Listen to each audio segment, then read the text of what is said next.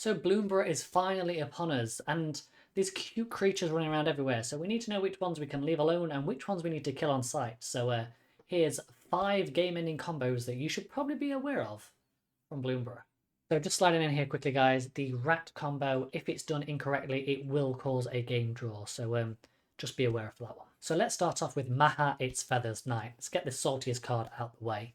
It's 5 mana, 3 black, legendary creature, elemental bird, flying, trample, ward, discard a card. That's not the oppressive bit. The last bit of text is creatures your opponents control have base toughness 1, and it's a 6/5. So yeah, this can cause some pretty nasty stuff. All of these combinations pretty much do the same thing, but I'm going to show you the cards so you know, so you can be aware of them. First off, if they're in Rakdos, Goblin Sharpshooter. Yep, creature Goblin, Goblin Sharpshooter doesn't untap during your untap step, but that doesn't matter. And whenever a creature dies, you untap Goblin Sharpshooter. Obviously with Maha in play, you can now tap Goblin Sharpshooter, deal 1 damage to target creature or player. Obviously you're going to choose creature, it's going to untap Goblin Sharpshooter, and then you can rinse and repeat. And you've got a board wipe on a stick constantly on your battlefield so your opponents can no longer play creatures. Obviously it's a 1/1 so it dies to removal, but yeah, just remember Maha in Rakdos, you're looking for a Goblin Sharpshooter.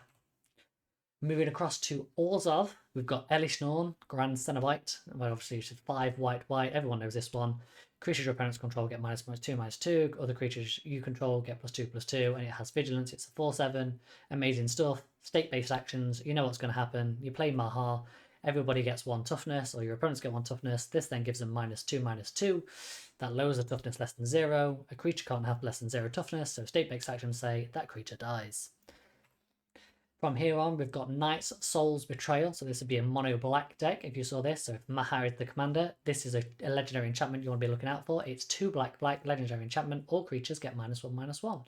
This just creates a constant state of no creatures on the battlefield for any opponents of the Maha player. Yeah, not a nice combo. Same again here with Kavrik the Spiteful. So 2 black, other creatures get -1/-1. Notice this is other creatures, so it does give your creatures -1/-1 if you are the Maha player, but it will board wipe all your opponents because they will have 1 toughness on their creatures.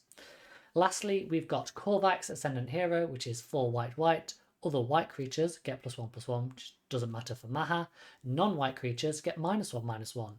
So yeah, this is potentially going to wipe out all non-white creatures that would have got 1 toughness thanks to Maha. So yeah, these are a few cards that you need to be aware of in Orzhov, Mono Black, and Rakdos. Oh, and obviously the one that I've not mentioned is Toxtrol Corrosive. Yeah, so 5 black.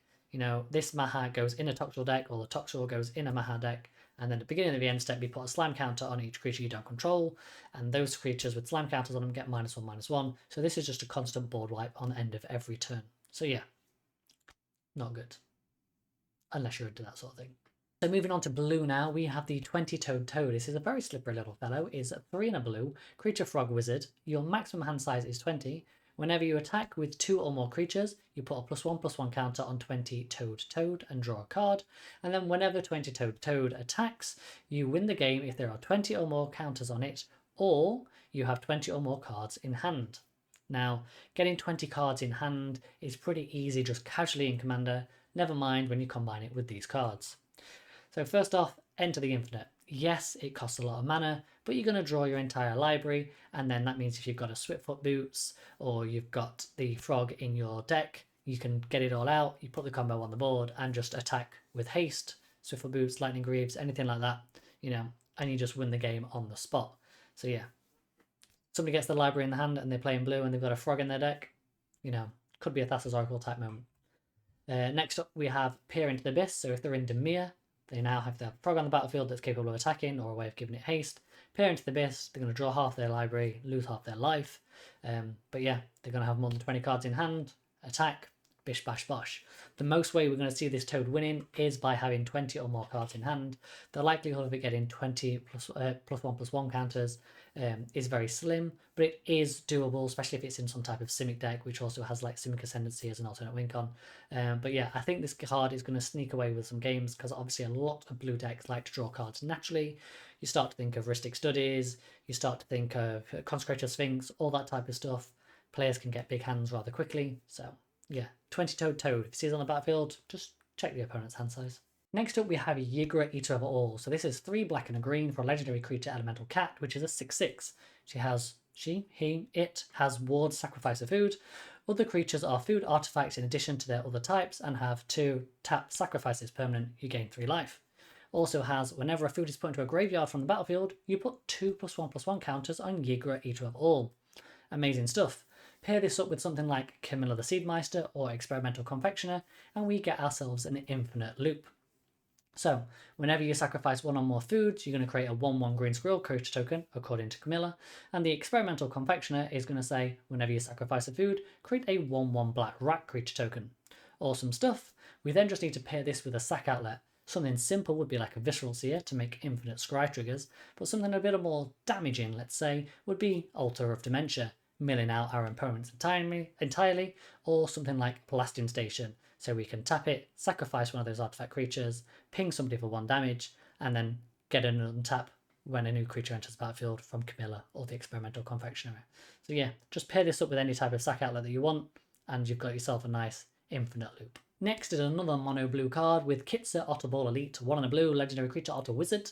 It's a 1/3. It's Vigilance, Prowess, tap, draw a card, then discard a card, yada yada yada. But most importantly, 2 mana, tap, copy target instance or sorcery spell you control. You may choose new targets for the copy. Activate it only if Kitsa's power is 3 or greater. Remember, this has Prowess, so we'll just need to cast a non-creature spell to get this power to 2, and then follow it up with our combo spell, and Kitsa's power will be at 3. Awesome stuff. So your opponent, if he's in the mono blue deck, they might cast something like a High Tide to generate a load of mana, which is absolutely a fantastic card. Then they can follow it up with a Dramatic Reversal, which untaps all non-land permanents you control.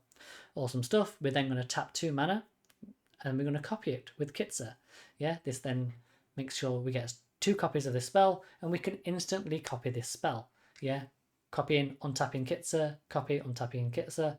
Yeah, we're going to create this infinite loop, so we're going to get infinite cast triggers. Yeah, so pair this up with something like a Thermo Alchemist. Yeah, that taps, deals 1 damage to your opponent. You can then untap it with each Dramatic Reversal trigger. If you see the Otter come out and they've got plenty of mana available, they're going to start doing this quite easily. Just remember also, if they've got multiple artifacts, when they untap with Dramatic Reversal, it's going to untap all those non-land permanents, which are artifacts as well, so any utility artifacts can also pay for Kitsa's ability, so they could technically generate infinite mana off this as well. So yeah, this is going to unlock quite a lot of stuff. Dramatic Reversal is a very strong card. Next up we have Wick, the Haunted Mind. This is 3 and a black for legendary creature Rat Warlock. It's a 2/4 and it says, whenever Wick or another rat you control enters, create a 1/1 black snail creature token if you don't control a snail. Notice that section there. Otherwise, you're going to put a +1/+1 counter on a snail that you control. Pair that up with Conspiracy, 3 black enchantment. As Conspiracy comes into play, you're going to choose a creature type. My advice is to not choose snail. So let's choose a rat. So creature cards that you own that aren't in play, creature spells you control, and creatures you control are the chosen type. So in this case, they will all become rats. Notice that's not in addition to their other types, they just are that type. So you could choose anything here, but rats is just the example I'm going with. So Wick comes into play, Conspiracy is on the battlefield, and it says, hey, I'm going to make a snail. Conspiracy says, no, that's a rat. Conspiracy says, but you don't control a snail, so I'm going to make a snail. Conspiracy says, no, you're making a rat. So we get this infinite loop that just goes around and round and round, and if nobody can stop it, it's going to end in a stalemate. Yeah, it's just going to cause a draw situation because there's an infinite loop happening that can't see an out. So if you're playing this combo, make sure you can stop it in some way, shape or form. If you are not playing this combo and somebody else does it, make sure they can stop it or you can interact to stop it at some point, okay? Otherwise, it's going to be a game-ending draw and nobody likes that. So that's the 5 game-breaking combos, or game-ending combos, I should say, from Bloomburrow. If you could take a moment now to just like, comment, subscribe, let me know if I've missed anything, messed anything up. That would be absolutely fantastic. And yeah, I'll see you all in the next video. Goodbye for now.